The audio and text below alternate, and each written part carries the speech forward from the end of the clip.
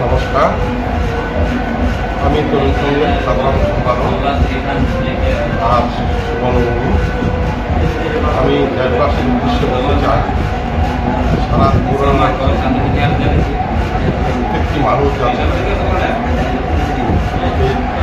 আইনের পুজো করুন, আনন্দ উপভোগ করতে পারে বা কোনো কিছু আঘাত না এই কামনা করে দেশবাসীর কাছে। পাশাপাশি আমাদের সদস্য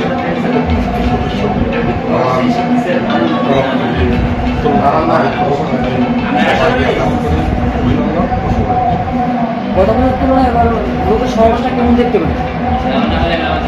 গত বছরের তুলনায় এবার দেখুন দর্শনার্থী আমাদের গ্রামে হয়েছে। কালকে গত অষ্টমীতে তো আমাদের দেখতে হচ্ছে আজ শুভ নবমী। আজ নবমীর পাককালেই আমাদের একটা সাধারণ একটা বৃষ্টি হয়েছে, তার জন্য এখন থাকাটা একটু কম দেখা যাচ্ছে। কত রাত্র হবে তখন প্রচুর রোদ সমাগম করে। আমরা একটা তৈরি আছি, রেডি আছে, যাতে কোনো অসুবিধা না হয়। কিসের উপরে মানে আয়োজন করা হয়েছে? এবার আমাদের সবচেয়ে বড় আকর্ষণ, আমরা দীর্ঘদিন ধরে আমরা পশ্চিমবঙ্গের নদীর থেকে আমাদের প্যান্ডেল তৈরি করে নিয়ে যাচ্ছি।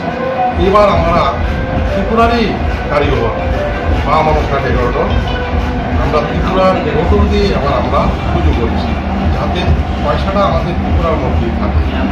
অনেক বছর পর আমরা এবার নিয়েছি সেই মা মনসা ডেকোরেটর। আমরা এবার